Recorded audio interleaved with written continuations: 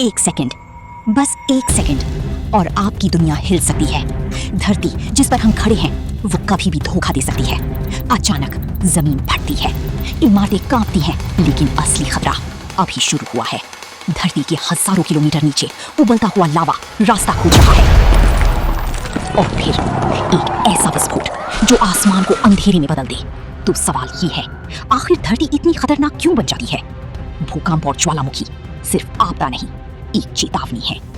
पृथ्वी की ऊपरी परत क्रस्ट कई बड़े बड़े टुकड़ों में बटी होती है, जिन्हें टेक्टोनिक प्लेट्स कहते हैं। ये प्लेट्स लगातार बहुत धीरे धीरे खिसकती रहती हैं।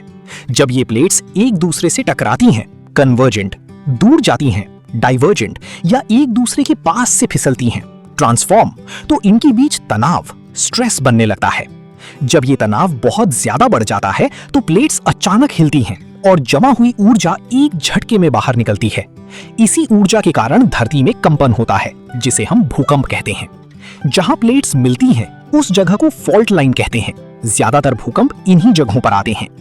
अन्य कारण भी हो सकते हैं, वोल्केनिक एक्टिविटी, जमीन के अंदर गैस या पानी का दबाव, इंसानी गतिविधियां जैसे बड़े बांध बनाए जाना, खनन करना आदि। धरती के अंदर बहुत गहराई में बहुत ज्यादा गर्मी होती है।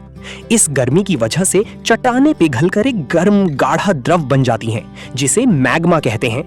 अब ये मैग्मा अंदर ही अंदर गैस और दबाव के साथ जमा होता रहता है।